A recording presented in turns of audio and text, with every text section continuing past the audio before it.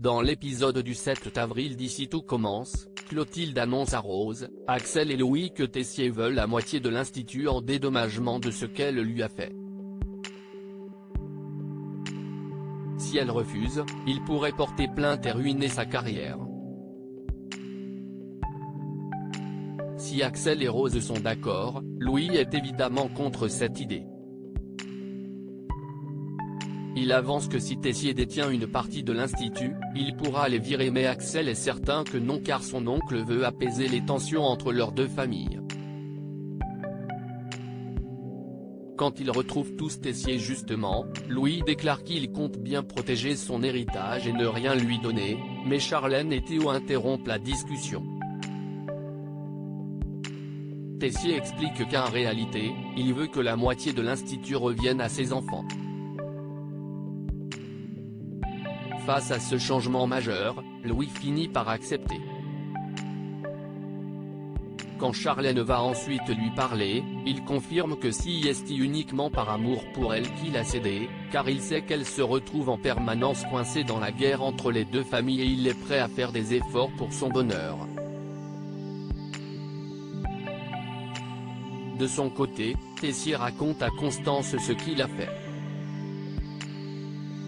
Quand elle lui demande la raison, il explique qu'avec la sclérose en plaques, il ne sait pas pour combien de temps il en a et que sa santé peut se détériorer à tout moment.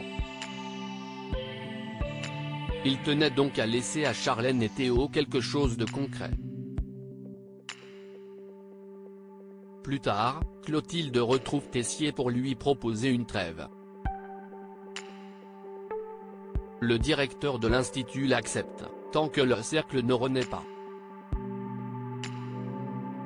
Il veut tout de même savoir quel secret Clotilde avait écrit pour son entrée dans le cercle, et insiste face au sourire de cette dernière.